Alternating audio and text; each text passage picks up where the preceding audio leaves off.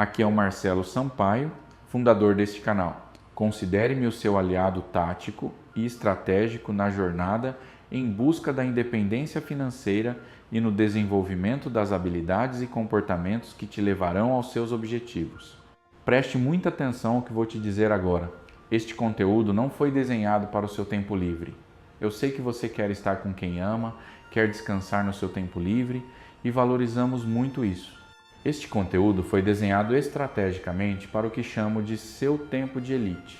Enquanto seu corpo está em movimento, seja no deslocamento para o trabalho, no trânsito entre reuniões ou no seu treino, vamos hackear a sua liberdade. Utilizaremos janelas fisiológicas de baixa carga cognitiva para transformar tarefas mecânicas em alta performance intelectual, aproveitando a química do seu movimento para consolidar um repertório que o estresse da burocracia e do tempo de escritório jamais permitiria. Neste exato momento, enquanto você dirige ou treina, seu córtex pré-frontal está livre do estado de alerta clínico. O cortisol começa a ceder. É aqui, nesta janela fisiológica, que você deixa de ser o operário do sistema e assume a cadeira de arquiteto da própria liberdade. Hoje, eu vou te levar a um lugar onde o dinheiro ainda não tinha nome. Um lugar sem tesouro direto, sem CDB, sem Warren Buffett, sem Graham, sem Dalio. Um lugar onde os princípios da riqueza eram tão novos que precisaram ser escritos em argila, literalmente gravados na pedra para não serem esquecidos. Babilônia, 6.000 anos atrás. E aqui está o paradoxo, que vai te incomodar pelo resto do dia. Tudo o que você precisa saber sobre dinheiro foi descoberto lá. Não no século XX, não em Wall Street, não nas planilhas dos analistas da Faria Lima. Na Babilônia, nas margens do rio Eufrates, em um vale árido e seco, sem florestas, sem minas, sem rota natural de comércio, sem chuva suficiente para cultivar a terra. Um lugar que na teoria não deveria existir como civilização e que na prática tornou-se o centro financeiro do mundo antigo. A riqueza da Babilônia não veio dos recursos naturais. Ela foi fabricada pela mente humana. Isso não é metáfora. Isso é história documentada. George Samuel Clason, um editor norte-americano do início do século XX, passou anos pesquisando os registros arqueológicos da Mesopotâmia, aquelas tabuletas de argila com 6 a 8 centímetros de espessura, que os babilônios usavam como papel. Nelas estavam gravados contratos de empréstimo, títulos de propriedade, registros de colheita, histórias de aprendizes e mestres das finanças. Uma civilização inteira que documentou sua relação com o dinheiro com uma seriedade que nós, em pleno século XXI, ainda não aprendemos a imitar. Em 1926, Clason publicou The Richest Man in Babylon, traduzido no Brasil como O Homem Mais Rico da Babilônia. Um livro que, ao longo de quase 100 anos, nunca saiu de impressão. Um livro que bancos americanos distribuíram gratuitamente para funcionários, que corporações entregaram a novos colaboradores, que pais colocaram nas malas dos filhos que estavam saindo de casa pela primeira vez. Mas antes que você descarregue sobre mim o mais óbvio dos ceticismos, Marcelo, eu já ouvi falar desse livro, todo mundo conhece, é aquele dos 10%. Eu preciso te pedir uma coisa. Esqueça o que você acha que sabe sobre ele, porque o que a maioria das pessoas faz com esse livro é o que os babilônios chamavam de pegar o ouro e desperdiçá-lo. Eles leem a superfície, ficam com a regra dos 10%, acham que entenderam e continuam exatamente iguais. Hoje eu não vou te dar a superfície, vou te levar à fundação de argila do edifício. Deixa eu te fazer uma pergunta que Clason coloca nas primeiras páginas do livro, mas que poucos leitores param para responder de verdade.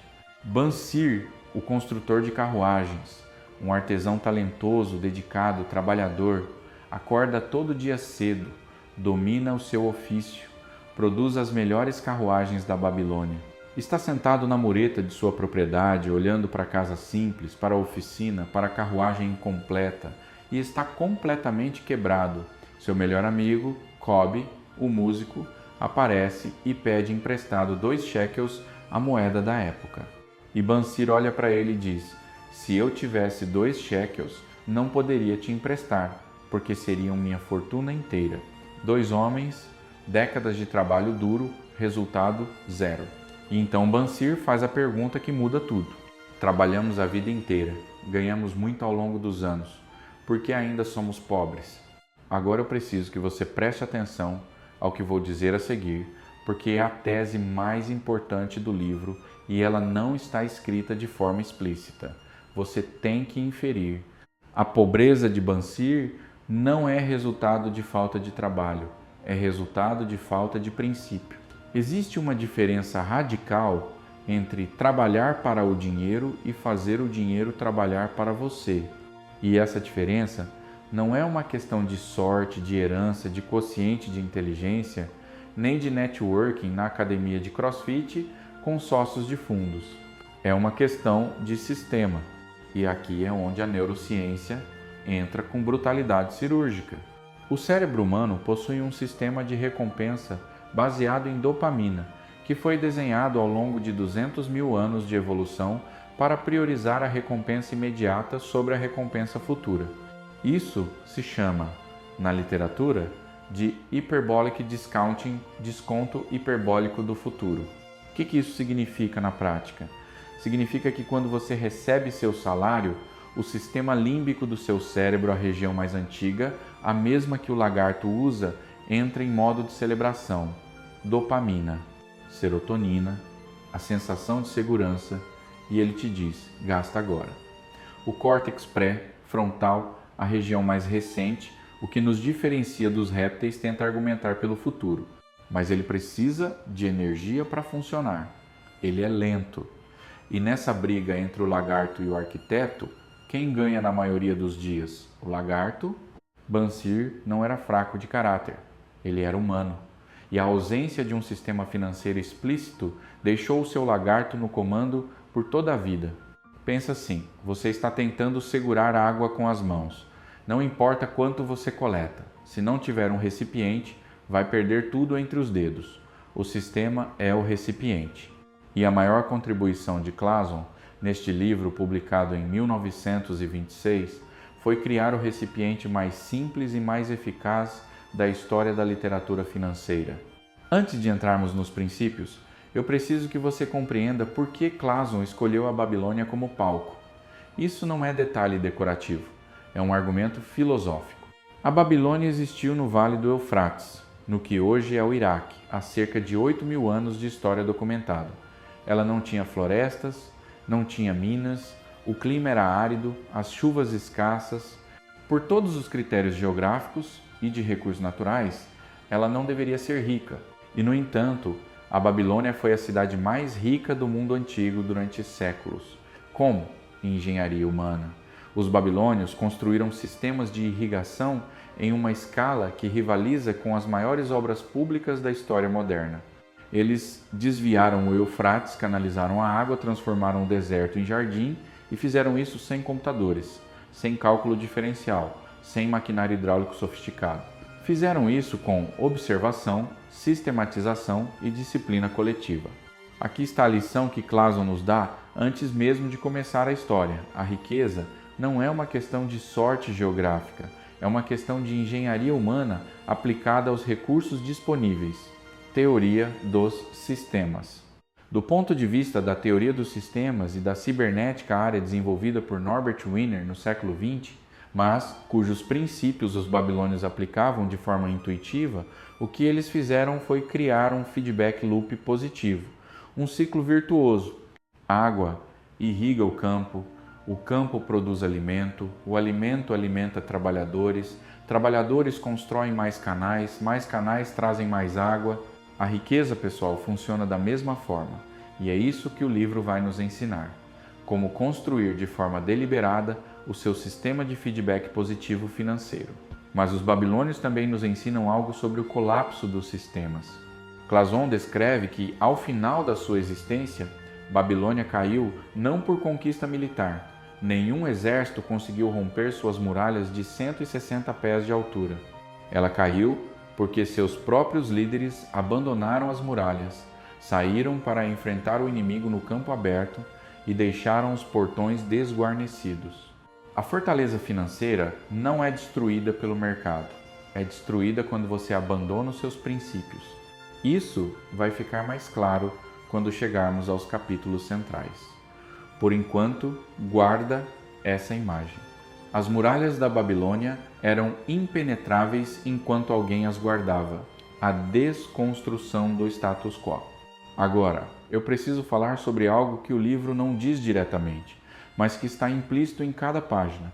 Existe uma crença coletiva profundamente enraizada, reforçada por décadas de cultura consumista e, no Brasil especificamente, por décadas de inflação psicológica que nos ensinou que guardar dinheiro era burrice, de que a riqueza é um jogo de azar, que os ricos têm sorte ou origem, que o pobre trabalha e o rico herda. Essa crença não é apenas errada, ela é funcionalmente conveniente para quem quer que você continue pobre. Daniel Kahneman, Prêmio Nobel de Economia, chamou isso de viés de atribuição. Tendemos a explicar o sucesso dos outros por fatores externos, sorte, privilégio, contexto favorável e o nosso próprio fracasso também por fatores externos, azar, falta de oportunidade, sistema injusto. Isso nos protege psicologicamente, mas nos paralisa estrategicamente. A pergunta que Bansir faz, por que não conseguimos nossa parcela justa? É exatamente esse viés em ação. Ele trabalha muito, o sistema é injusto, logo o problema é externo. Mas quando ele finalmente vai falar com Arcade, o homem mais rico da Babilônia, descobre algo perturbador.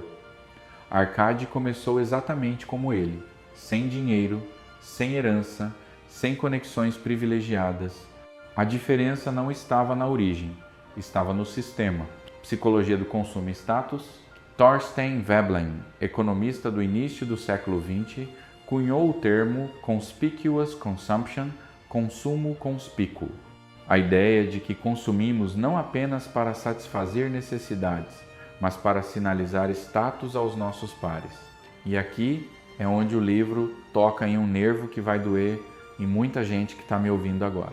Bansir, o construtor de carruagens, não é pobre porque ganha pouco. O texto deixa claro que ele recebe bem pelo seu trabalho. Ele é pobre porque gasta tudo que ganha, e gasta em coisas que o fazem parecer menos miserável do que se sente. Isso não é uma crítica moral, é neurofisiologia.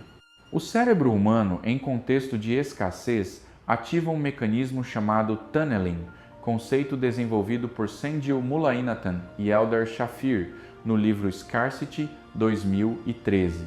Quando você está com pouco dinheiro, o foco cognitivo se estreita. Você pensa apenas no problema imediato. E no curto prazo, a solução que parece mais eficaz para a dor da escassez é gastar. Comprar um alívio, uma refeição mais cara, uma roupa nova, uma saída com os amigos. O consumo conspícuo não é vaidade, é automedicação neurológica. E Clason, em 1926, antes de qualquer um desses estudos existirem, já havia identificado o padrão. Aquilo que cada um de nós chama de despesas necessárias sempre crescerá para igualar a nossa renda, a não ser que protestemos contra isso. Repito, as despesas necessárias sempre crescerão para igualar a renda. Isso não é fraqueza de caráter, é a tendência padrão do sistema, é a entropia financeira agindo. E sem uma intervenção deliberada a um sistema, você vai gastar tudo, todo mês, independentemente de quanto ganhar. Então, o que Clason propõe? Vou te dar a estrutura antes de mergulharmos capítulo a capítulo. Pensa no livro como uma conversa entre 3 camadas de tempo. Camada 1, o diagnóstico. Por que pessoas inteligentes, trabalhadoras e bem-intencionadas ficam pobres? Capítulos 1 até 2. Camada 2, o sistema. Quais são os princípios universais que geram riqueza? Capítulos 3 até 7. Camada 3. A resistência. O que nos impede de aplicar esses princípios mesmo quando sabemos deles? Capítulos 8 até 10. A genialidade de Clayson está em embrulhar esses 3 conteúdos em histórias, não um manual de finanças, histórias, com personagens, conflito, derrota, redenção, e há uma razão neurológica poderosa para isso. Quando você lê uma instrução seca, poupe 10% da sua renda, o seu cérebro a processa no córtex pré-frontal. É analítico, frio, eficiente e facilmente esquecido. Quando você ouve uma história Bansir, sentado na mureta, olhando para a carruagem inacabada, a esposa olhando de dentro de casa, o sol escaldante do Eufrates, o cérebro ativa o que os neurocientistas chamam de neural coupling. Os mesmos circuitos que processam a experiência real do ouvinte são ativados pela narrativa. A memória emocional é codificada de forma muito mais profunda do que a memória factual. Em outras palavras, você se lembra de Bansir, você não se lembra da regra de 10%. Isso é o que Clayson fez. Ele transformou princípios financeiros áridos em código emocional permanente. E o primeiro micro compromisso que eu peço a você hoje é esse.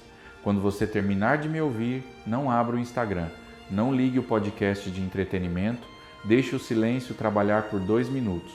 O que acontece no silêncio após a absorção intelectual densa é que o hipocampo, a estrutura do cérebro responsável pela consolidação da memória, começa a processar e catalogar o que você ouviu.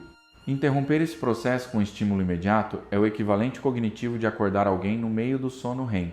Você está construindo uma biblioteca interna de princípios. Dê a ela o tempo de se organizar. Aqui está o que os próximos blocos vão fazer por você. No bloco 2, vamos entrar capítulo a capítulo na anatomia do sistema de Arcade, os 7 remédios para a bolsa magra e as 5 leis do ouro. Não como mantras financeiros, mas como engenharia cognitiva. Vou mostrar a você por que cada princípio existe, qual viés cognitivo ele combate e como aplicá-lo no seu contexto atual. No bloco 3, vamos ao ouro oculto, o que Clayson não diz explicitamente, mas que está nas entrelinhas. E vou apresentar a dialética honesta, quem discorda de Clayson e por que as críticas também têm fundamento. Porque um leitor de alta performance não aceita um livro sem questionar sua tese. No bloco 4, sai a teoria e entra o protocolo. Plano de 90 dias. Engenharia de ambiente. Como você transforma princípios de 6.000 anos em ação prática nesta semana. E, no bloco 5, a síntese. O que a Babilônia realmente representa. E por que, se você absorver este livro de verdade, nunca mais vai enxergar o seu contra-cheque da mesma forma. Mas antes de qualquer ação, quero que você faça uma coisa agora, enquanto ainda está se movendo. Pense em Bansir. Pense no artesão brilhante, competente, respeitado e completamente quebrado depois de décadas de trabalho duro. E agora me diga com honestidade, dentro de você mesmo, em alguma medida, aquele homem sentado na mureta de sua casa na Babilônia antiga, ele se parece com alguém que você conhece?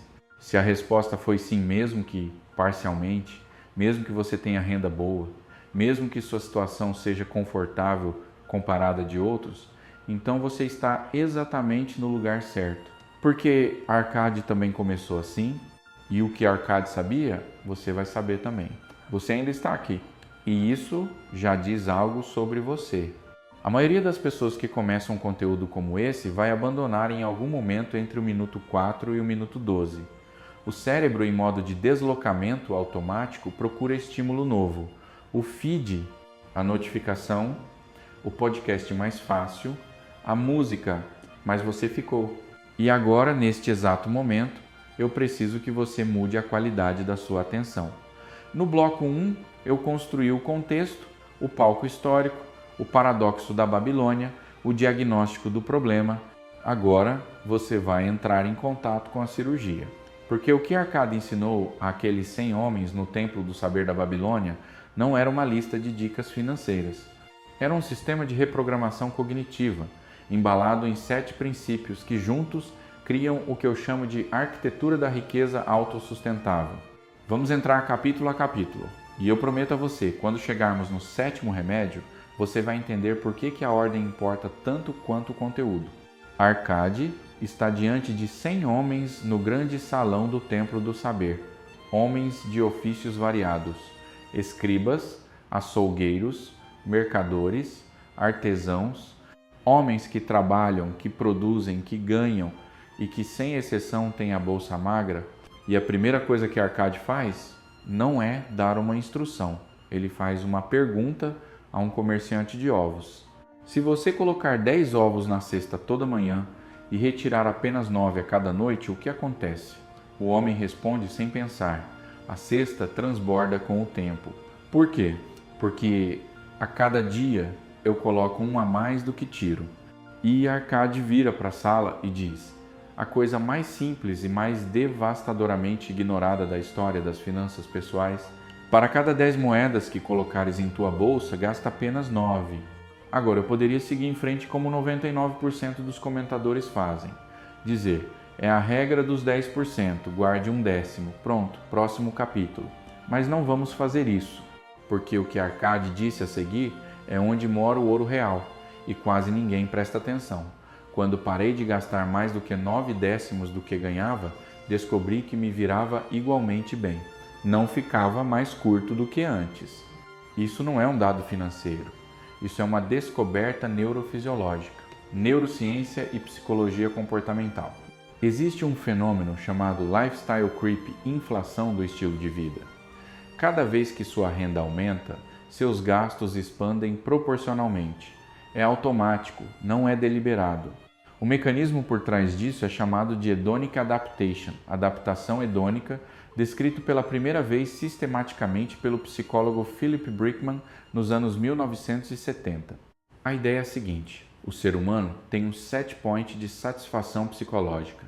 Quando algo melhora, novo salário, nova casa, novo carro, há uma elevação temporária do bem-estar. Depois de algumas semanas ou meses, o nível de satisfação volta ao baseline. E você precisa de um estímulo ainda maior para se sentir igualmente bem. O que Arcade descobriu empiricamente 6.000 anos antes de Brickman cunhar o termo é que o mesmo mecanismo funciona ao contrário. Quando você reduz o orçamento disponível de forma deliberada e sistemática, o cérebro recalibra o set point para baixo. Você se adapta a um novo nível e depois de algumas semanas não sente falta do que removeu. Isso não é força de vontade, é neuroplasticidade a seu favor. Teoria dos sistemas. Do ponto de vista da cibernética, o que Arcade está criando ao guardar 10% é um loop de feedback negativo, um mecanismo de autorregulação. Em teoria dos sistemas, um loop de feedback negativo não é algo ruim, é o que mantém um sistema estável. O termostato, que desliga o ar-condicionado quando a temperatura ideal é atingida, o regulador que impede que uma máquina superaqueça. Sem esse loop, o sistema entra em entropia financeira. Gastos crescem sem limite, consumindo toda a energia disponível. Com o loop, os 10% automáticos, separados antes de qualquer decisão de gasto, o sistema passa a ter homeostase, equilíbrio dinâmico, a capacidade de se autorregular mesmo quando o ambiente muda. Pensa no seu orçamento como um rio. Sem represa, toda a água vai para o mar. Com uma pequena represa, você cria um reservatório. O reservatório não para o rio, a água continua fluindo. Você continua gastando, vivendo, consumindo, mas agora há um acúmulo. E é desse acúmulo que você vai construir a turbina. Arcade não pediu sacrifício heróico, pediu uma represa de 10%. O segundo remédio: controla teus gastos. No segundo dia, um estudante levanta e faz a objeção que todos estavam pensando. Como posso guardar um décimo se tudo que ganho mal cobre minhas despesas necessárias? E Arcade responde com a frase mais politicamente incorreta do livro, e por isso mesmo a mais valiosa: o que cada um de nós chama de despesas necessárias sempre crescerá para igualar nossa renda, a menos que protestemos contra isso. Leia essa frase de novo internamente, porque ela acaba com uma narrativa confortável. A narrativa que diz que você gasta tudo porque ganha pouco, que se ganhasse mais, sobraria, que o problema é a renda, não o comportamento. Arcade desmonta isso com brutalidade elegante. Os 100 homens na sala ganham rendas completamente diferentes. Alguns ganham muito mais do que outros. Têm famílias de tamanhos diferentes, custos de vida diferentes, mas todos têm a bolsa igualmente magra, porque as despesas necessárias de cada um cresceram para consumir exatamente o que cada um ganha. Isso tem nome na literatura: Parkinson's Law of Finance, uma extensão da lei de Parkinson, 1955, que originalmente dizia que o trabalho expande para preencher o tempo disponível para ele. Aplicada a finanças, os gastos expandem para consumir a renda disponível. Mas há algo mais profundo. Richard Thaler, Prêmio Nobel de Economia 2017, descreveu o fenômeno de mental accounting, contabilidade mental. Os seres humanos não tratam o dinheiro como fungível, criam categorias mentais para ele, e uma das categorias mais insidiosas é a de disponível para gastar. Tudo que chega à conta corrente no fim do mês, o que não foi automaticamente comprometido com alguma coisa, o cérebro categoriza como disponível, e o que está disponível será gasto. A solução de Arcade é cirúrgica. Mova os 10% para fora da categoria disponível antes de qualquer decisão consciente. O que o olho não vê, o lagarto não gasta. Psicologia do consumo e status. Mas há um estudante no capítulo que resiste, o homem do manto vermelho e dourado. Ele levanta e diz: sou um homem livre. Acredito no meu direito de desfrutar as coisas boas da vida. Me recuso à escravidão de um orçamento. Esse personagem não é acidental. Clason colocou ele ali de propósito porque ele representa o argumento mais poderoso contra a disciplina financeira que existe na psicologia do consumo. A confusão entre a autonomia e a ausência de limites. Veblen nos ensinou que o consumo conspícuo é uma forma de comunicação social. Mas há algo anterior a isso que o professor de Harvard, Juliet Schor, chamou de competitive consumption, o consumo competitivo. Não consumimos apenas para sinalizar status para outros. Consumimos para afirmar para nós mesmos que somos livres, que chegamos lá, que merecemos. O manto vermelho e dourado do estudante babilônico é o equivalente do carro novo no condomínio de classe média em 2026. Não é sobre o carro, é sobre a identidade. E Arcade responde com uma das mais elegantes inversões retóricas da literatura financeira. Se um jumento tivesse que fazer um orçamento para sua carga, incluiria joias e tapetes? Não.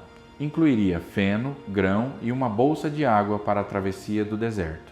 A mensagem subvertida: você não é escravo de um orçamento, você é escravo sem ele.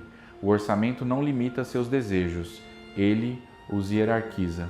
Ele garante que os maiores desejos não sejam devorados pelos menores. O orçamento é um lanterna em uma caverna escura. Ele não muda o que está na caverna, ele só te mostra os buracos antes que você caia neles. O terceiro remédio: faz teu ouro multiplicar. No terceiro dia, Arcade diz algo que muda o enquadramento de tudo que veio antes. A fortuna de um homem não está nas moedas que carrega na bolsa. É a renda que ele constrói, o fluxo dourado que continua fluindo para sua bolsa e a mantém sempre cheia. Essa distinção entre estoque e fluxo é, do ponto de vista da teoria econômica, o insight mais poderoso de todo o livro. Em teoria dos sistemas, estoque é a quantidade acumulada de algo em um dado momento. Flow-fluxo é a taxa de mudança desse estoque ao longo do tempo. A maioria das pessoas pensa em riqueza como estoque, quanto tenho na conta. Arcade ensina a pensar em riqueza como fluxo, quanto entra na minha conta independente do que eu faça. Essa é a diferença entre o rentista e o assalariado, entre o investidor e o trabalhador. Não é uma questão moral, é uma questão de design sistêmico. E o mecanismo pelo qual o fluxo se cria a partir do estoque tem um nome que todo estudante de ensino médio aprende, mas quase ninguém sente visceralmente: juros compostos. Clason ilustra com uma história que parece simples e esconde um cálculo devastador.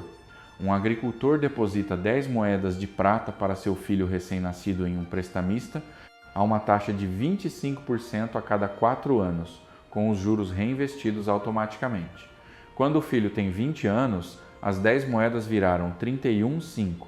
Quando ele tem 50 anos, 30 anos depois, viraram 167 moedas, um crescimento de 17 vezes em 50 anos, a partir de 10 moedas.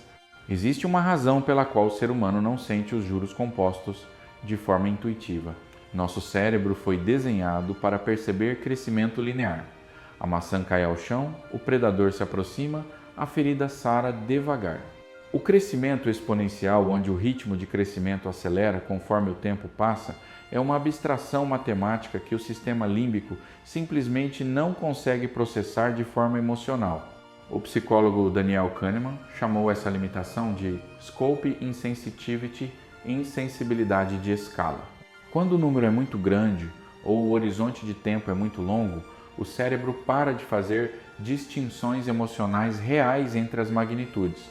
É por isso que você sabe intelectualmente que investir aos 25 anos é melhor do que investir aos 45, e mesmo assim não faz.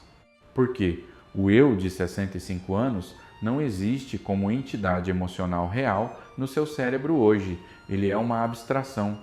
E abstrações não motivam comportamento com a mesma força que desejos imediatos. A solução? Tornar o futuro concreto.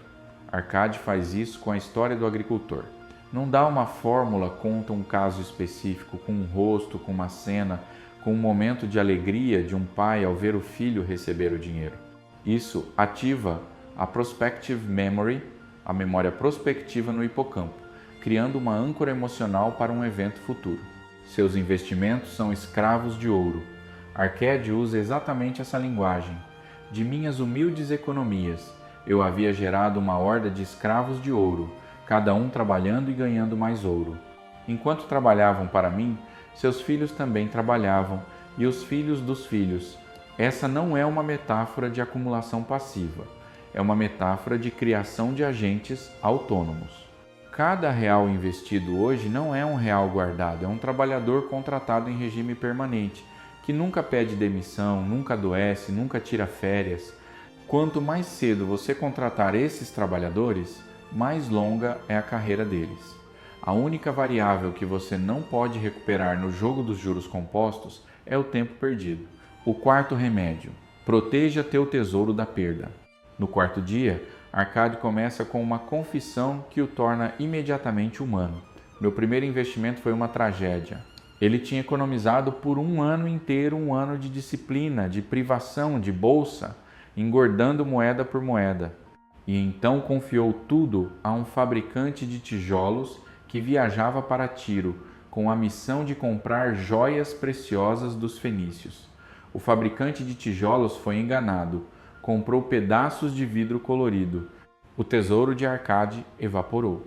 E a lição que ele tira não é simplesmente tome cuidado com fraudes. A lição é mais profunda e mais desconfortável. Não confies a um fabricante de tijolos a compra de joias.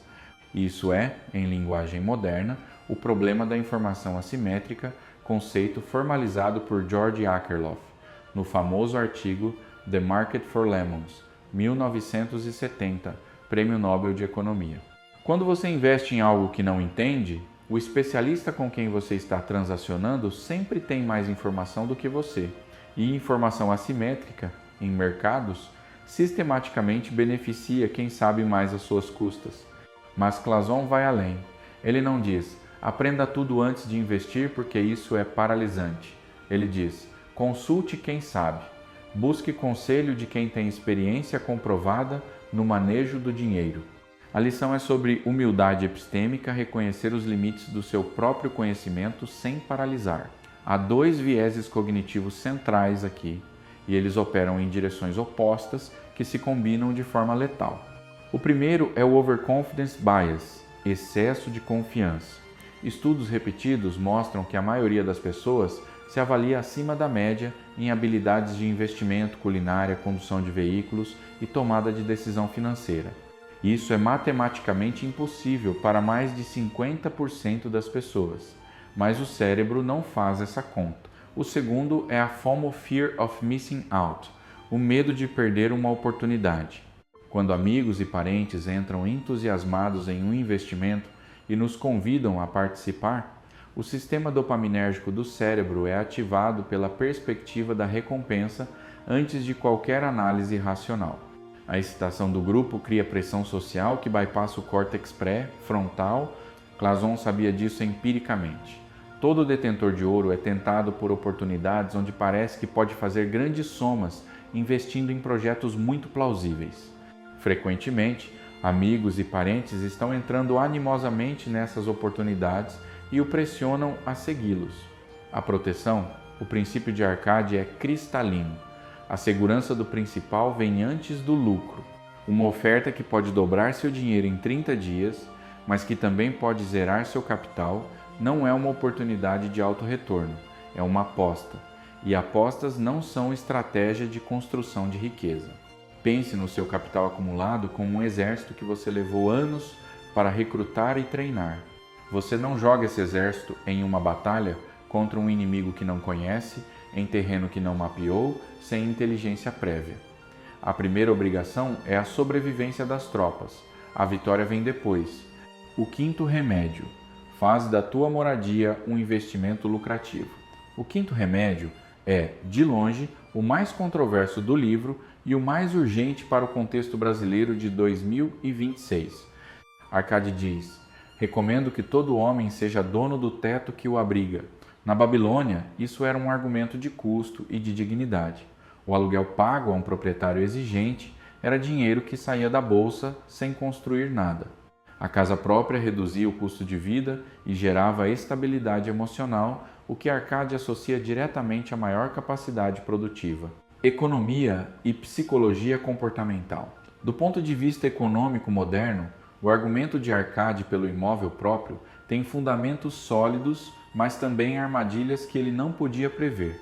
O economista Robert Shiller, também prêmio Nobel, demonstrou que, historicamente, imóveis residenciais no Zeta Ale praticamente não se valorizam acima da inflação no longo prazo. O investimento na casa própria frequentemente é uma ilusão de rentabilidade que ignora os custos de manutenção, impostos e o custo de oportunidade do capital imobilizado.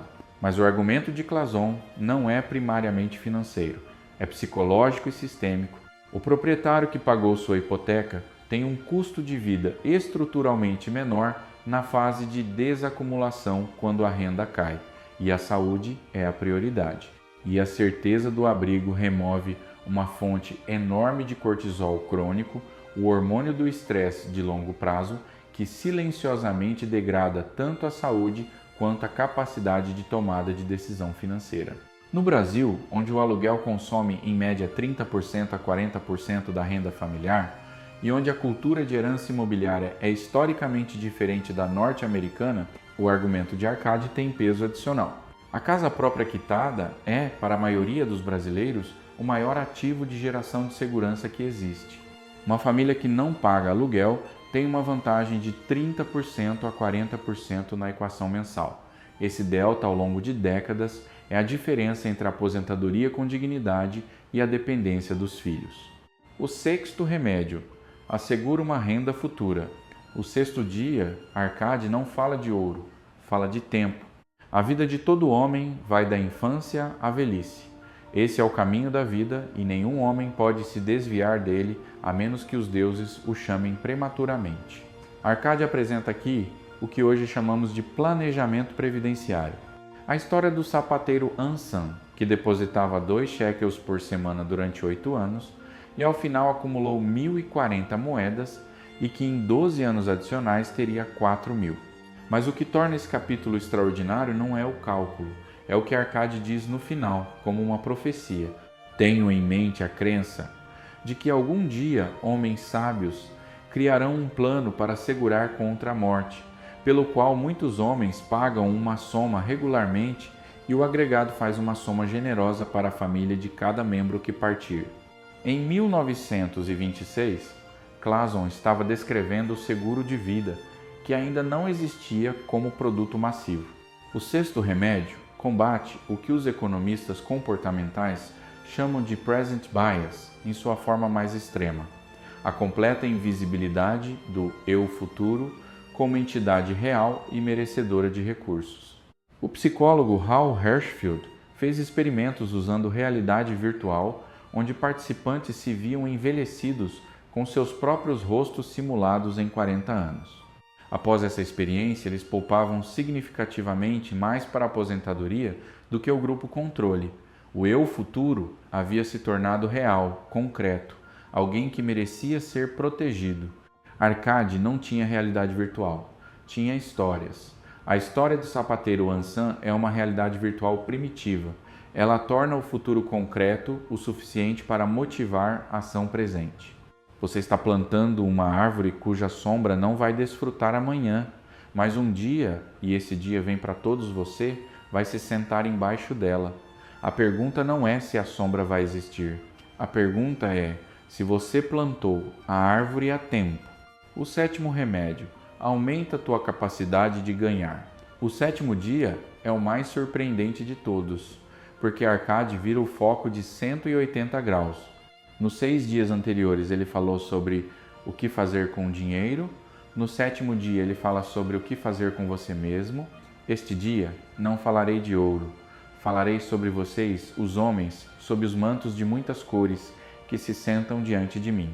E então ele apresenta o que, em linguagem contemporânea, chamamos de capital humano, o maior ativo que qualquer pessoa possui, e o único que não pode ser roubado, taxado ou inflacionado para fora da existência.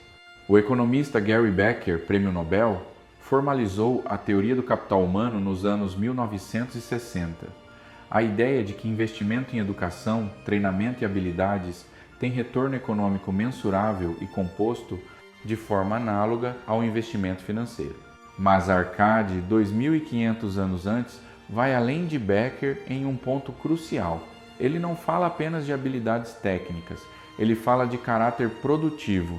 Pague suas dívidas com toda a prontidão dentro do seu poder. Cuide de sua família para que possam pensar e falar bem de você.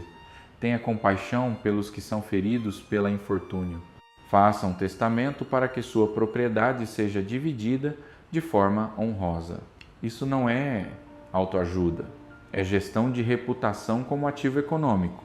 Em teoria dos jogos, a reputação é o que permite jogos repetidos com resultado positivo. Num jogo de uma única rodada, a estratégia dominante é extrair o máximo da transação. Num jogo de rodadas repetidas, a estratégia dominante é cooperar porque sua reputação determina se haverá próximas rodadas. O homem de palavra tem mais oportunidades. O homem que cuida da família tem mais estabilidade emocional para tomar decisões financeiras de qualidade. O homem que paga dívidas tem acesso a crédito em condições melhores. Tudo isso é capital não financeiro, mas relacional e reputacional que se converte em capital financeiro ao longo do tempo. Arcade conta de um jovem que foi pedir empréstimo e disse ter ido ao chefe 6 vezes em 2 meses para pedir aumento, sem sucesso. E Arcade sorri porque vê o sintoma, não a causa. O jovem tem desejo difuso de ganhar mais. Arcade distingue com precisão cirúrgica. Para um homem desejar ser rico é uma intenção de pouco propósito. Para um homem desejar ter 5 moedas de ouro é um desejo tangível que pode ser pressionar até cumprir. Isso é o que a pesquisadora Gabrielle Oettingen chama de mental contrasting, contraste mental. Desejos gerais e vagos não motivam comportamento com eficácia. Objetivos concretos, específicos, mensuráveis e com prazo, o que hoje chamamos de metas SMART, ativam o sistema de implementação intencional do cérebro de forma qualitativamente diferente. A dopamina do sistema de recompensa cerebral é acionada não pelo desejo vago de ser rico, mas pela antecipação específica de um resultado concreto. O cérebro precisa de uma imagem nítida do alvo para calibrar o esforço necessário. O sétimo remédio é o único que não pode ser automatizado, terceirizado ou delegado a um gestor. Os outros 6 podem ser configurados como sistemas: débito automático, orçamento pré-estabelecido, carteira diversificada, seguro de vida. Mas o sétimo exige que você apareça todos os dias um pouco melhor do que no dia anterior. É o remédio que os outros 6 servem. porque de nada adianta um sistema perfeito de acumulação se a capacidade de geração de renda definha. Olha o que Arcade construiu em 7 dias. Não é uma lista de regras independentes, é uma arquitetura integrada, onde cada remédio serve ao seguinte. O primeiro remédio, guardar 10%, cria o capital semente. O segundo remédio, controlar gastos, garante que o capital semente sobreviva. O terceiro remédio, fazer o ouro multiplicar, transforma o capital semente em fluxo. O quarto remédio, se proteger de perdas, protege o fluxo de ser interrompido. O quinto remédio, a moradia, reduz o custo de vida e estabiliza a base. O sexto remédio, a renda futura, projeta o sistema para além da capacidade de trabalho. O sétimo remédio, aumentar a capacidade de ganhar, aumenta o volume de entrada do sistema. É um círculo virtuoso completo, um feedback loop positivo autossustentável. E agora eu preciso que você observe algo que Clason não diz explicitamente, mas que está gravado nas entrelinhas como uma tabuleta de argila. A ordem é deliberada, e a maioria das pessoas tenta começar pelo terceiro investir sem ter feito o primeiro e o segundo. Querem o fluxo sem ter construído o estoque. Querem o juro composto sem ter a disciplina de gerar o principal. É como tentar construir a muralha da Babilônia pelo topo. No próximo bloco, vamos entrar nos capítulos seguintes do livro As Histórias de Nomassir, do comerciante de camelos, das tabuletas de barro, onde Clason mostra os princípios sob pressão, onde os sistemas são testados pela realidade, pela derrota e pelo fracasso. E vou apresentar a você as vozes que discordam de Clason, porque um leitor de alta performance não devora um livro, ele o examina. Fica comigo. O que os livros de negócios não fazem? A maioria dos comentadores de livros de finanças pessoais para aqui, eles cobrem os princípios, celebram o autor, fazem a síntese, encerram o episódio e você vai embora com a sensação de ter aprendido algo que é diferente de ter sido transformado por algo. Neste bloco, eu vou fazer duas coisas que a maioria não faz. Primeiro, vou entrar nos capítulos que raramente são analisados com profundidade, as histórias de Nomassir, de Dabassir, do prestamista de ouro, das muralhas da Babilônia, das tabuletas de argila. Esses capítulos não são apêndices decorativos, são os testes de estresse do sistema. São onde Clason mostra os princípios sob pressão máxima, fracasso, escravidão, dívida sufocante, humilhação pública. Segundo, eu vou apresentar a você a dialética honesta, as vozes que discordam de Clason, os pontos onde o livro tem pontos cegos reais, porque você não pode defender uma ideia que nunca examinou com ceticismo. Um leitor de alta performance não devora um livro, ele o disseca. Vamos começar as 5 leis do ouro Nomassir. O filho que fracassou. Arcade manda o filho Nomassir ao mundo com 2 presentes, uma bolsa de ouro e uma tabuleta de argila com as 5 leis do ouro gravadas. 10 anos depois, Nomassir retorna para prestar contas ao pai, e o que ele relata é uma das descrições mais honestas e devastadoras de incompetência financeira juvenil que a literatura produziu. Em resumo, ele perdeu toda a bolsa de ouro, não foi roubado, não foi vítima de catástrofe, perdeu apostando em um cavalo de corrida com estranhos numa caravana, uma fraude clássica de confiança que ainda existe, com roupagem digital nas suas notificações do WhatsApp todo dia. Depois perdeu o que sobrou num negócio com um amigo que sumiu com o capital. E então veio a miséria real. Sem dinheiro, sem escravos, sem cavalos, sem roupas extras, vendendo o que tinha para comer, procurando emprego sem ter nenhuma habilidade que o mercado queria comprar. Isso é importante. Pausa aqui. Nomassir, filho do homem mais rico da Babilônia, com educação privilegiada, com capital de arranque, chegou a procurar trabalho sem ter nenhuma habilidade vendável. Ele não era burro, era inexperiente em sistemas. E inexperiência em sistemas destrói capital com uma velocidade que a inteligência sozinha não consegue parar. O que aconteceu com Nomassir tem nome técnico: Survivor Bias às avessas, combinado com Beginner's Luck Effect. Nassim Taleb descreveria Nomassir como uma vítima da Ludic Fallacy, a confusão entre o jogo com regras conhecidas e a vida real com incerteza não calculável. Os golpistas da caravana operavam um jogo que eles conheciam completamente.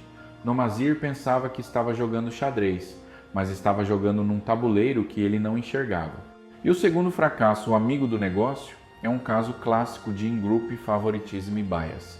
O cérebro avalia como mais confiável quem pertence ao mesmo grupo social, viajante jovem, filho de homem rico, mesmo contexto.